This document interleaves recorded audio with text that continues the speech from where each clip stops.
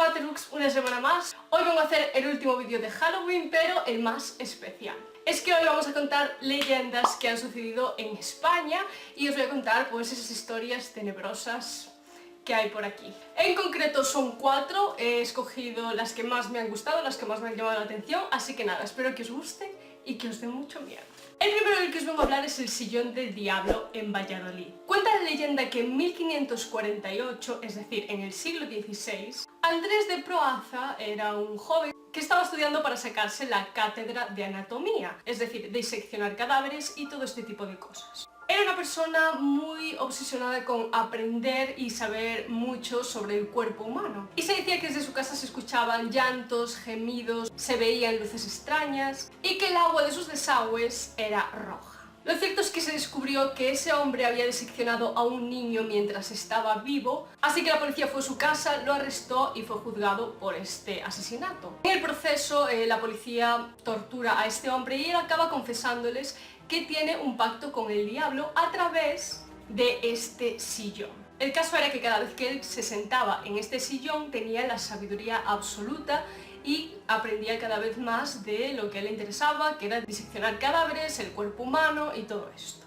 Este sillón estuvo en los almacenes de la Universidad de Valladolid, donde se cuenta que 2 personas se sentaron en ella y a los 2-3 días acabaron muriendo. También hay otras personas que al parecer se sentaron en este sillón y que tuvieron desgracias enormes en su vida. Así que viendo lo que podía hacer este objeto, se decidió situarlo en la capilla de la universidad, colgado del techo boca abajo. Pero actualmente se sabe que está expuesto en una exposición sobre la historia de la medicina en el Palacio de Santa Cruz y está dentro de una vitrina precisamente para que nadie pueda volver a sentarse en él. La siguiente leyenda que os vengo a contar es la de las brujas de Zurragamurri. ¿Lo he dicho bien? Sí. En Navarra. Hace 400 años, la Santa Inquisición hizo la mayor caza de brujas que se conoce hasta el momento en España y fue precisamente en este pueblo donde 11 mujeres fueron condenadas a morir en la hoguera, a pesar de que 5 de ellas murieron antes en prisión. Ellas fueron acusadas de hacer ritos satánicos, también las acusaban de sacar calaveras de las tumbas para hacer maleficios al resto de personas, así que técnicamente fueron asesinadas por ello. Y todo esto tiene pues su leyenda detrás, esto se sabe que es real, pasó, pero también tiene una leyenda detrás. Se decía que estas mujeres seguían a Akerbelth, un espíritu protector de los animales con forma de macho cabrío, y todos los que le seguían tenían poderes malignos. De hecho, me he enterado de que hay una película sobre esto, yo no la he visto, pero la hay. Y también se cuenta que existían 2 hermanos, uno era rico y otro era pobre, y el pobre se fue en busca de fortuna. El caso es que se quedó dormido bajo un puente, y cuando se despertó escuchó a 3 brujas hablar. Estas brujas estaban riendo y mofándose de que conocían la cura para una mujer que estaba muy enferma, pero no se la querían dar. El caso es que este hombre, al conocer esa cura, fue junto a esta mujer a decirle que era lo que la haría mejorar. Gracias a ello, el marido de esta mujer recompensó al hombre pues con mucho dinero. Su hermano, el que era rico pero envidioso, decidió enriquecerse todavía más y hacer exactamente lo mismo, pero las brujas lo descubrieron y lo molieron a palos. La siguiente leyenda que os vengo a contar es la del Duende de Aragón en Zaragoza, o de Zaragoza, en Aragón, en fin.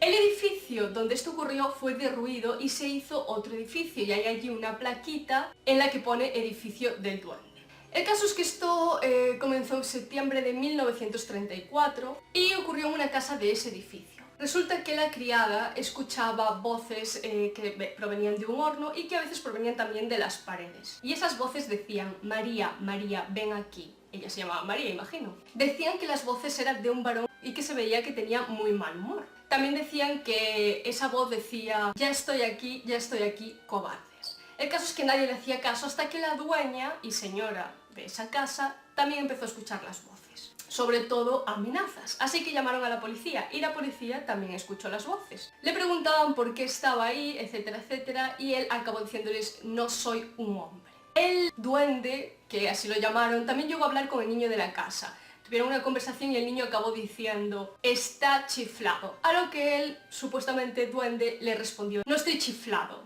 soy pequeño. El caso se hizo tan sonado que no solo fue muy conocido en la prensa española, sino que el The Times vino también a cubrir la noticia. Esto ocurrió durante 3 meses y realmente nunca se supo qué pasaba y qué era eso. Sí que es verdad que incluso a este ser lo culparon por una muerte y fue porque una medium intentó contactar con él justo un día antes de que las voces cesaran y esa medium en trance acabó falleciendo. Lo último que dijo este ser fue: voy a matar a todos los habitantes de esta casa, cobardes. Y finalmente se culpó a la ama de llaves, a la que había escuchado las voces por primera vez, por haber sido la primera que las había escuchado, pero realmente nunca se supo qué pasó y de dónde provenían. Y la última leyenda que os vengo a contar es el Hospital de Tórax, Barcelona. El Hospital de Tórax era un sanatorio donde se llevaban a personas muy enfermas, a personas terminales y también, sobre todo, a personas con problemas respiratorios. Pues, por ejemplo, personas con tuberculosis, cáncer y eso, sobre todo personas con problemas respiratorios. Al parecer en esa época se creía que este tipo de dolencias pulmonares eran muy contagiosas a través del aire y por eso esas personas se llevaban allí para que no contagiase al resto de personas. Si se curaban bien y si no, pues nada. Lo cierto es que ellos estaban allí aislados sin ningún tipo de contacto, viendo cómo cada poco tiempo desaparecían nuevas personas. Y no solo eso, sino que muchas personas se acababan suicidando. Este hospital tiene el mayor número de suicidios del país y llegó a albergar 1.200 enfermos. Lo que pasaba es que la gente sobre todo se subía al piso 9º, que era el más alto, y se tiraba de ahí al jardín, que es apodado como la jungla. Incluso se dice que muchos padres llegaban con sus hijos, los dejaban allí y ellos no podían soportar la enfermedad ni lo que veían y acababan tirándose todos desde el piso 9. Se decía que allí se respiraba un ambiente de terror, no solo porque ya generaba psicosis en las personas y paranoia, ya que la gente iba desapareciendo, sino también porque podían ver espíritus. Actualmente se dice que se escuchan ruidos, pasos, voces. En el programa Cuarto Milenio también consiguieron 2 psicofonías en ese lugar. Os pondré en la cajita de información el vídeo. En estas psicofonías uno de los que allí estaba pregunta: ¿queréis comunicaros con nosotros? A lo que una voz que ellos no escuchan pero sí sale en la grabadora contesta: a ti, Miguel. Luego se sabe que estas personas hicieron una ouija en la capilla de este hospital en la que consiguieron una psicofonía que dice: ¿puedo inmolarme? Preguntando. Inmolar es como hacerse daño a uno mismo, o sea, ¿puedo matarme otra vez?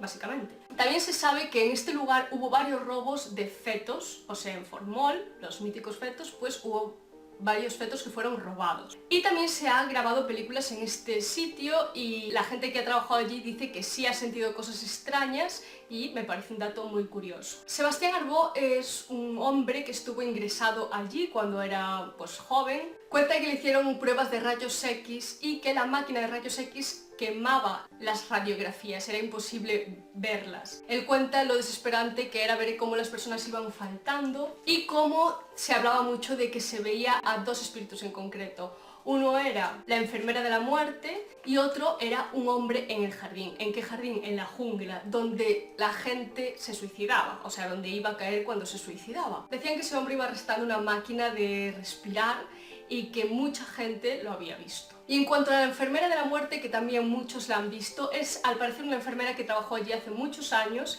y se contaba que era una mujer tan mala que lo que hacía era aprovechar, te inyectaba algo y te morías. Al final tu muerte acababa determinándose como natural porque tú estabas allí muy enfermo, pero lo cierto es que esta mujer se iba cargando uno a los enfermos. Y nada, bueno, estas han sido las 4 historias que he escogido para contaros. Espero que os haya gustado y si os gusta esa clase de vídeos, me lo digáis en los comentarios para hacerla el próximo año. Os dejo también en la cajita de información las historias que conté el año pasado, que son de donde yo soy, de Galicia. Si os ha gustado podéis darle a like, suscribiros y todas esas cosas. Nos vemos la semana que viene, pero de momento, ¡marcho, que tengo que marchar!